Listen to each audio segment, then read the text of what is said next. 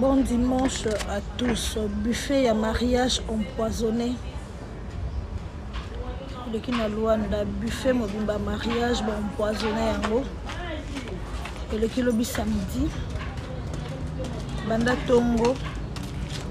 Si tu comme à heure, vous avez déjà 115 morts, y compris ma mariée. Si n'a pas empoisonné buffet mariage et banité.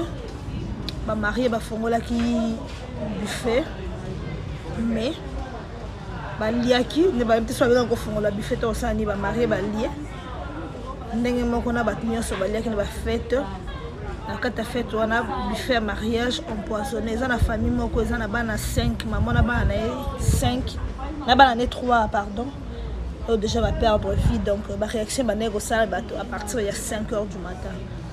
Tu as évité ce qui va foutre les alliés dans la bino tu as évité ce qui est basalango pour un problème ni ba enquête na niveau de la police ils a se poursuivre yango yo ndeko linga OK ba fête afin que ne ba fête bonde là pour ça ça muta ba bonde li pour nzamba ko salo grâce ko linga ba fête sokete ozubolembu yo pe muto so balo to salisa fête yeba que mariage ta combattre ngo mingi.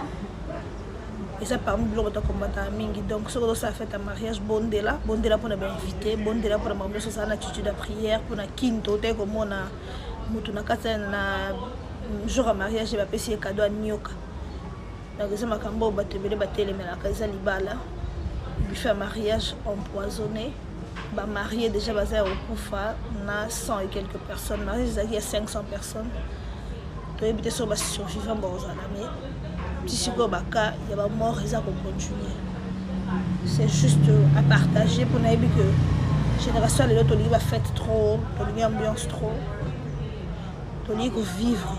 Mais tout est bagueux, mon kilo de bébé.